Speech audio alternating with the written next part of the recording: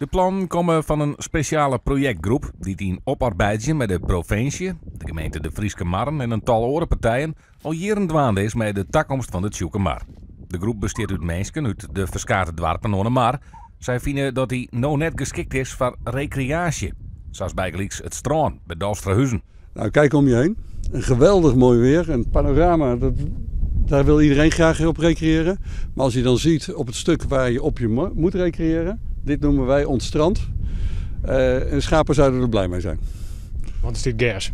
Het is, als we er niet heel intensief mee bezig zijn, is het binnen een jaar gewoon grasland. En zo is het op meer plakken. Er is net genoeg aanbod voor de recreanten en dus blijven de mensen voort. Bewoners van de dwarpen is vregen zelfs met concrete plannen te komen en die kwamen er massaal.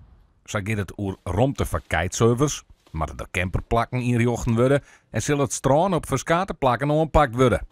En het eerste plan wordt in kwarten al uitgevoerd. Ja, een van de meest concrete dingen die heel snel uitgevoerd kan worden is een survivalbaan bij Oosterzee. En de groep jongens die dat gaan doen, die staan eigenlijk al met de palen op de nek van waar mogen ze in? En dat is hartstikke leuk om te zien, want dat enthousiasme dat willen we juist graag weer in dat hele gebied meenemen. Om te zorgen dat onze bewoners zelf weer erg trots worden op hetgeen wat we hier doen. Het yield moet vooral van de oerheden komen.